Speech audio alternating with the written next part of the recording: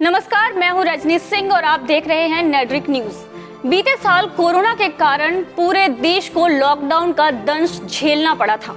बीते 2 महीने से किसी तरह से लोगों की जिंदगी फिर से पटरी पर लौट रही थी, लेकिन कोरोना ने फिर से जिंदगी को तहस नहस करने के लिए दस्तक दे दी है।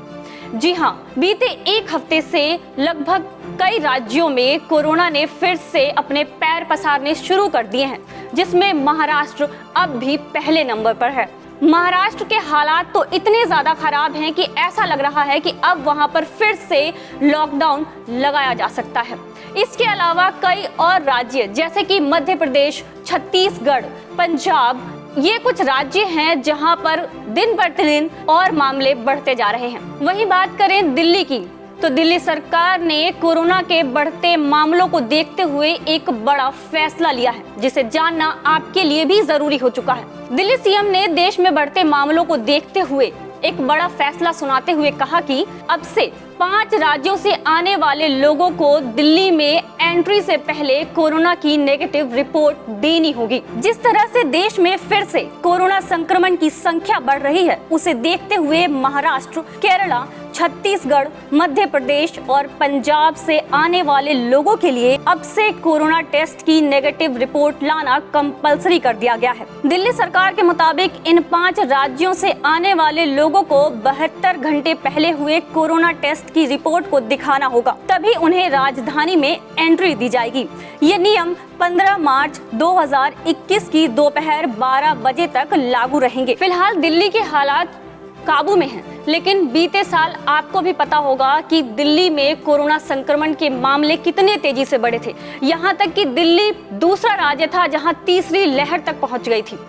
दिल्ली सीएम ने हर वो कोशिश की थी ताकि दिल्ली में कोरोना संक्रमण रोका जा सके, लेकिन अंत में वो थक हार कर केंद्र के पास मदद मांगने पहुंचे थे। ऐसे में केजरीवाल सरकार कभी नहीं चाहेगी कि दिल्ली में फिर से कोरोना पैर पसारे।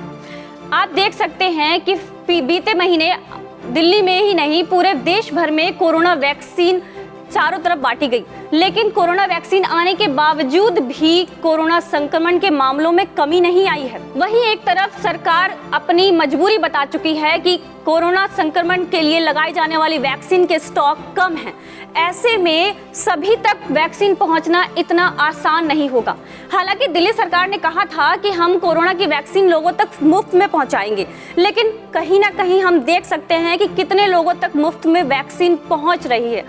ऐसे में दिल्ली सरकार कभी नहीं चाहेगी कि कोरोना फिर से दिल्ली में फैले, और इसको देखते हुए दिल्ली सरकार ने जो फैसला लिया है, जिन 5 राज्यों के लिए उन्होंने फैसला लिया है कि वहां के लोग बिना कोरोना नेगेटिव रिपोर्ट के दिल्ली में एंट्री नहीं करेंगे, क्या ये फैसला वाकई में वक्त रहते लिया गया है? क्योंकि हम सब देख सकते हैं कि बीते 1 हफ्ते से लगातार देश भर के कई राज्यों में कोरोना संक्रमण के मामले बढ़ रहे हैं। ऐसे में हम ये कैसे कह सकते हैं कि इन 7 दिनों में कोरोना के जो मामले हैं वो दिल्ली में नहीं बढ़े होंगे, या फिर उनके पेशेंट दिल्ली में एंट्री नहीं की होगी उन लोगों ने? तो क्या आप मानते हैं कि क्या केजरीवाल सरकार ने जो फैसला अब लिया है ये वक्त रहते लिया है? हम सब जानते हैं कि अगर इन हालातों में फिर से लॉकडाउन लगता है तो फिर क्या होगा, क्योंकि लाखों की संख्या में दिल्ली से मजदूरों ने पलायन किया था, उसकी वजह से भी कई लोग मारे गए थे। ऐसे में क्या वाकई में एक दिल्ली सरकार जो है वो कोरोना को रोकने में सफल हो पाएगी, या फिर कहीं ऐसा तो नहीं कि उसने फिर से देर कर दी है? कहीं ऐसा तो नहीं कि कहीं फिर से दिल्ली में कोरोना के मामले तेजी से पैर पसारने लगेंगे? जिस तरह से पूरे देश में फिर से मामले बढ़ रहे हैं, ऐसे में आपको क्या लगता है कि फिर से सरकार देश भर में लॉकडाउन लगाएगी? अगर ऐसा होता है तो आपको क्या लगता है कि क्या लॉकडाउन लगाना फिर से सही होगा? इसका जवाब आप हमें कमेंट बॉक्स में जरूर बताएं। आगे की जानकारी के लिए बने रहें हमारे साथ और हमारे चैनल नेडरिक न्यूज को सब्सक्राइब करना बिल्कुल ना भूलें। साथ ही बेल आइकन जरूर दबाएं, हमारे चैनल को लाइक करें, शेयर करें, साथ ही कमेंट करना बिल्कुल ना भूलें। अगर आप ये वीडियो फेसबुक पे देख रहे हैं तो हमारे पेज को जरूर लाइक करें। धन्यवाद। आप देख रहे हैं नेडरिक न्यूज, साहस सच कहने का।